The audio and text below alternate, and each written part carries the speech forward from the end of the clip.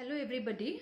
In today's video, I will be discussing the literary devices that are used in the poem A Tiger in the Zoo.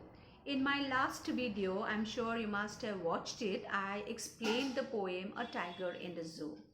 So today I will discuss all the literary devices that are used in this poem.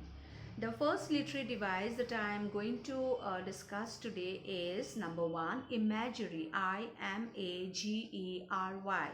So what is an imagery? Imagery are descriptive words. The poet describes the poem in such a way that you can visualize the picture in your mind. When the poet is using to describe the tiger inside a cage as stalking in its vivid stripe, you can visualize that picture in your mind. You can imagine a tiger locked up in a concrete cell, moving in the cage, taking small steps with its vivid stripes. Again, you can visualize the tiger that is described by the poet in the poem, where he says that the tiger is sliding through long grass, okay, waiting for the plump deer to come. So you can visualize that picture in your mind. So such type of descriptive words which helps you to imagine that picture in your mind is called imagery. So in this poem, the poet has used a lot of imagery. He has used the imagery in the first stanza. You can he has used imagery in the second stanza. You can also visualize the picture in the mind where the tiger is standing at the edge of the forest with its white fangs. It is bearing and making a loud sound. Okay, you can visualize that. So that is the use of imagery. Number 2, there is repetition. The poet has used repetition. Repetition means the repetition of certain phrases or certain words several times in the poem. So the repetition that the poet has used in this poem is in the last stanza, where he says that with his brilliant eyes at the brilliant star. So the word brilliant has been repeated twice. Okay, so there is the use of repetition in the poem. Then we have the rhyme scheme. Let me discuss the rhyme scheme. Now let's look at the first stanza. Just look at the book and look at the first stanza of the poem. When we have to find out the rhyme scheme, we always look at the last word of the stanza. So here it is stripes. So we name it as A. The next line, the last word is cage. Now cage and stripes, they do not rhyme. So we name it as B. Now the third line, quiet. Quiet does not rhyme with cage or stripes. So we name it as C. Rage. The fourth line, the word rage, rhymes with cage. That is line B. So the rhyme scheme of the first stanza is A, B, C, B. Okay, that is how you find out the rhyme scheme. And let's look at the second stanza, the rhyme scheme. The second stanza, again look at the last word of the first line in the second stanza is shadow.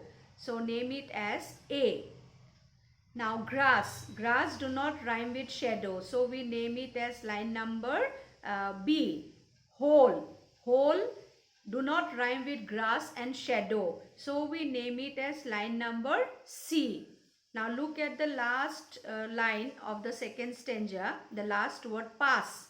Pass rhymes with B. Grass. So we name it again B. The rhyme scheme of the second stanza is again A, B, C, B. I am sure you have understood how to find out the rhyme scheme, and you can practice the rest of the 3 stanzas on your own. If you have any doubt, you can just drop a message and I'll help you. The next literary device the poet has used is onomatopoeia. What is onomatopoeia? Onomatopoeia are words that are used in a poem by the poets which are sound producing words. For example, the word hiss. which is made by sound. So, which is made by the snake. So, this is a sound producing word. If I say clang, clang again is a word which produces sound. So, any sound producing words are called onomatopoeia. So, in this poem, there is use of onomatopoeia, where you find onomatopoeia in the third stanza, the first line, snarling. Snarling means growling. The tiger growls, isn't it? So that snarling is a sound producing word. So here there is use of onomatopoeia in the poem. So that is the third literary device I have discussed. Now the next literary device used is enjambment. Enjambment. What is enjambment? Enjambment means, just look at the first stanza. Now after every line in the first stanza, you see there is no use of punctuation mark.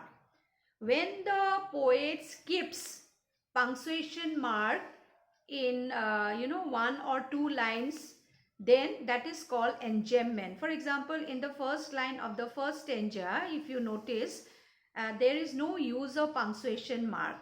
In the second line, there is a comma. Again, in the third line also, the poet has used punctuation mark. In the fourth line of the first stanza, again the poet has used a full stop. Now let's go to the second stanza. In the second stanza, the first line, there is a use of comma. In the second stanza, second line, the poet has not used any punctuation mark. In the second stanza, third line as well, the poet has not used any punctuation mark. And finally, in the fourth line of the second stanza, the poet has used a punctuation mark. So, in a poem, in the stanzas, when there is no punctuation marks used after every line and the poet skips the punctuation mark by one or two lines, then that is called enjambment. So, that is another literary device I have discussed. The next literary device that the poet has used is alliteration. What is alliteration? Alliteration is the repetition of the same sound and the same letter in the same line. Okay, and alliteration is mostly used with the consonant sound, not the vowel sound.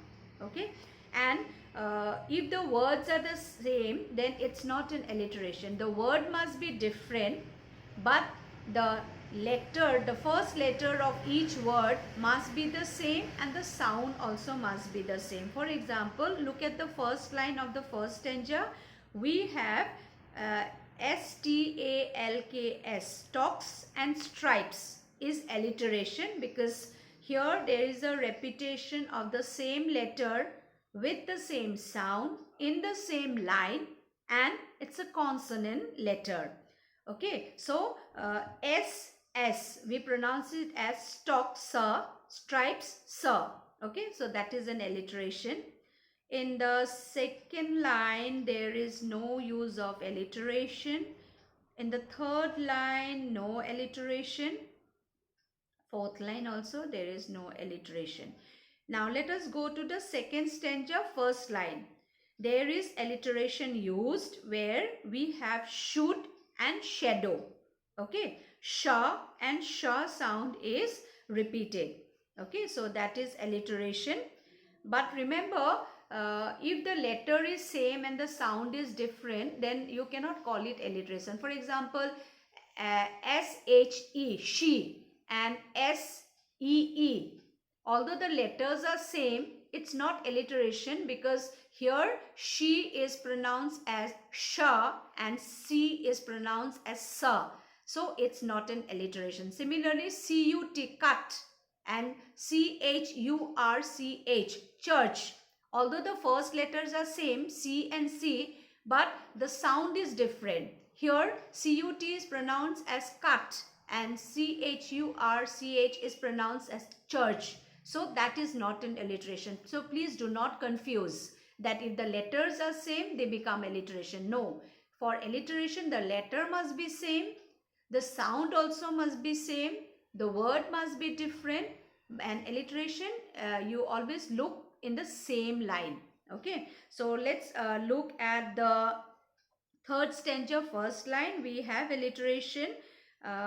We don't have alliteration there because should and snarling cannot be alliteration, because here we pronounce as should, sha, and snarling is pronounced as sa. So that's not an alliteration. But you have alliteration in he and house.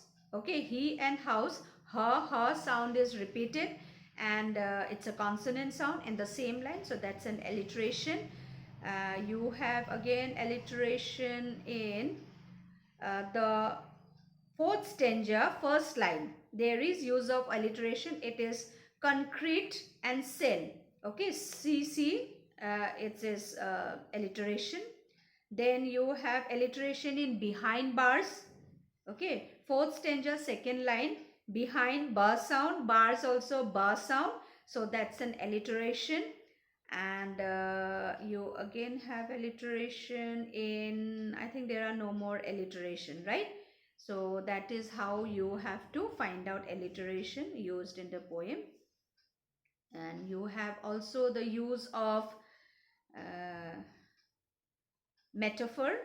There is a use of metaphor in the poem, where the poet has compared the pads of the cushion of a tiger with the velvet material.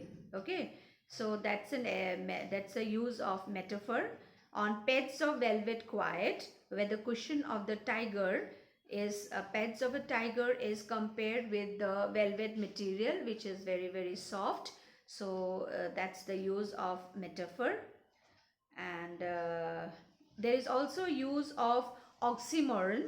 Oxymoron the poet has used in the first stanza, last line. What is an oxymoron? Oxymoron are contradictory terms. For example, I say run slowly. So run slowly is an oxymoron, where I am telling you to run and I am also telling you to go slowly. Okay. We also, I'm giving you another example of oxymoron, like pretty ugly. How can somebody be pretty as well as somebody can be ugly? So that is the use of oxymoron. Now in this poem, the use of oxymoron is in the first stanza, last line, where it is called quiet rage. Rage means violent anger, very angry. So when somebody is angry, how can somebody be quiet? So it's a contradictory term, quiet rage. So that is the use of oxymoron in the poem. Okay, and that's all. I think these are some of the literary devices that a poet has used in this poem. I am sure you have understood it, and if you have any doubt, you can just text me and I will help you definitely. Thank you. That's all for today.